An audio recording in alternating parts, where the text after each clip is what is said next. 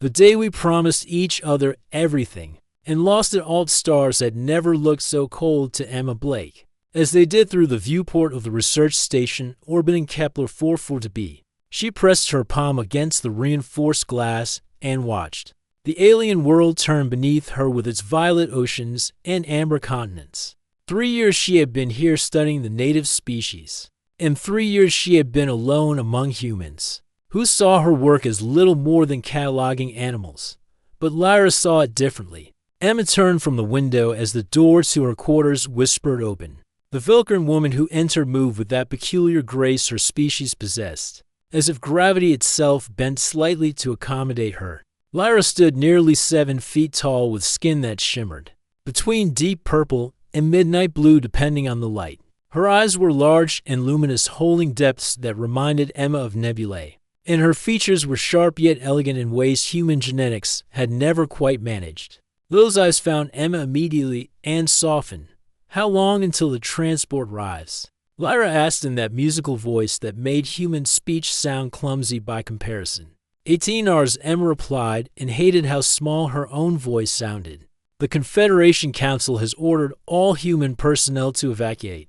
Tensions with the Harketh Empire have escalated beyond what anyone predicted." Lyra crossed the room in 3 fluid strides and took Emma's hands in her own. The Vilkran's hands were larger than human ones, with 6 fingers instead of 5, and skin that felt like warm silk. Emma had spent months studying Vilkran physiology before she understood that this simple gesture of holding hands carried far more weight in Lyra's culture than it did in her own. Among the Vilkran, it was a promise of protection and trust that families exchanged, and lovers sealed their commitments with, "You do not have to leave," Lyra said. "The Vilkran worlds remain neutral in this conflict. You could stay here with me." Emma felt her throat tighten.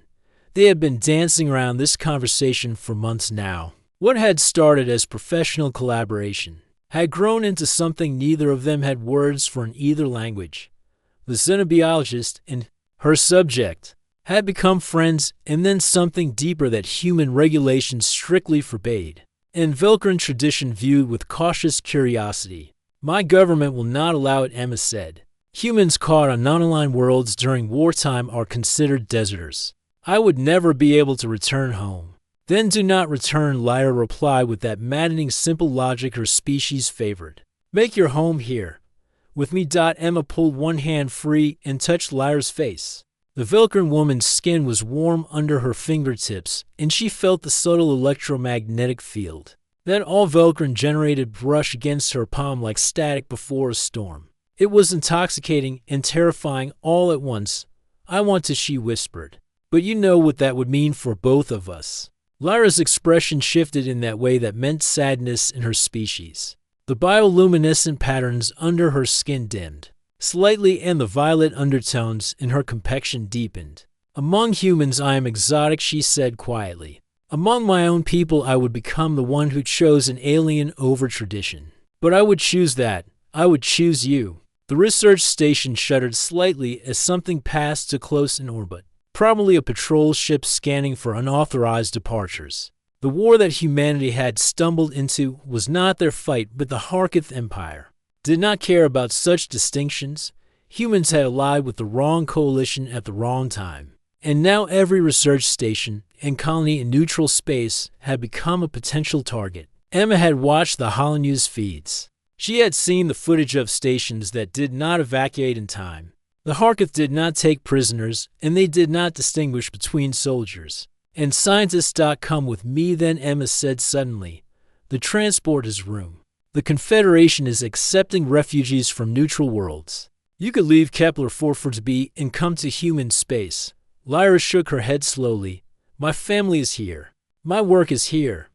The Vilkran do not abandon their world even when danger comes. It is not in our nature." Emma wanted to scream at the unfairness of it. The species separated by biology and culture meeting across the vast emptiness of space, only to find connection, and then having that connection torn away by the stupidity of war. She had spent her entire life studying alien species, trying to understand how different forms of intelligence could exist in the universe. But now, faced with truly understanding another mind and caring about it, she was being forced to walk away. 18 hours, Lyra said again. Let us not waste them discussing what we cannot change. They spent those hours as they had spent so many before. Lyra showed Emma the traditional Velcro meditation techniques that involved harmonizing one's electromagnetic field with another person. Emma taught Lyra human music, and they danced clumsily to old songs from Earth that had traveled light years to reach this place. They spoke of small things and large things and all the moments they had shared in 3 years of careful friendship becoming careful love. When the transport alarm finally sounded, it felt like a physical blow. Emma gathered her few belongings while Lyra stood silent by the viewport. The Vilkern woman had wrapped herself in a traditional farewell shroud woven with bioluminescent threads that pulsed in patterns Emma had learned meant enduring sorrow. It was beautiful and heartbreaking all at once. At the docking bay, Emma found the other evacuating humans already boarding. Dr. Helen Pierce from Xenobiology nodded at her. Lieutenant Kate Morrison from Station Security gave her a grim look. Neither of them knew about Emma and Lyra. Nobody did.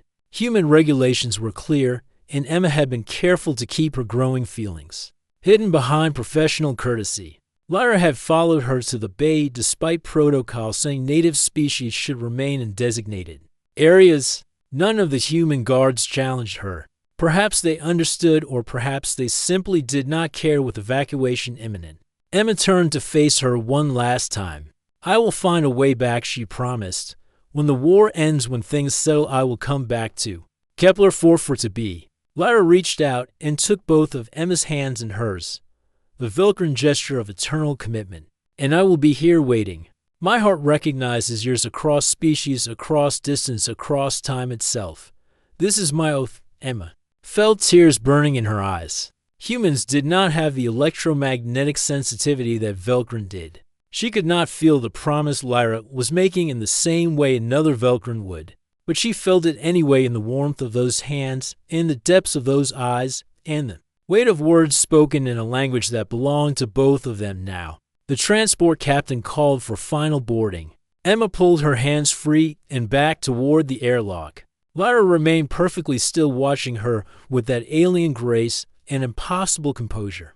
Only the dimming of her bioluminescent patterns betrayed the emotion beneath. The airlock sealed. The transport detached. Emma watched through the viewport as Kepler 440 fell away, and with it the research station.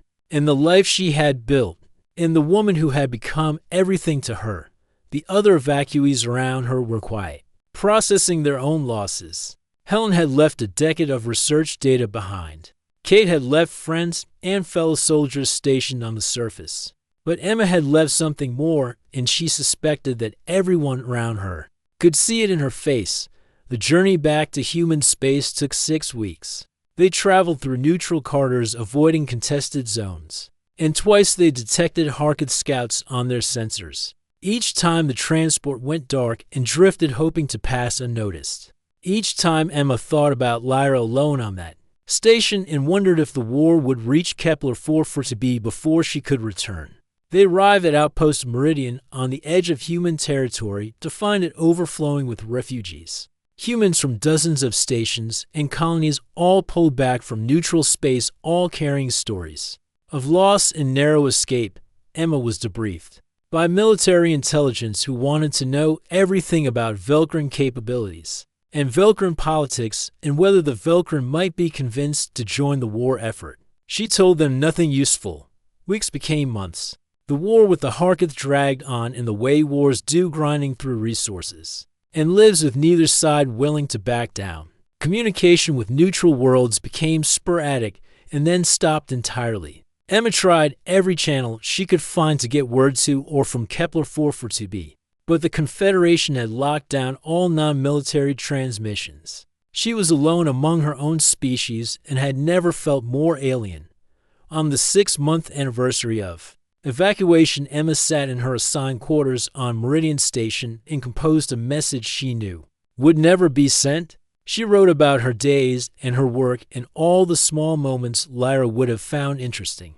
She wrote about missing her and about the promise she had made. She wrote until her hands cramped and her eyes burned, and when she finished, she encrypted the file and stored it with all the others she had written. Someday, she told herself, Someday the war would end and communications would be restored, and she would send every message at once. Someday she would go back to Kepler 440b and find Lyra waiting, and they would figure out how to make their impossible situation work. But deep down in a place she did not want to examine, Emma wondered if someday would ever come, or if this was simply how their story ended. To beings from different worlds who found each other across the vastness of space only.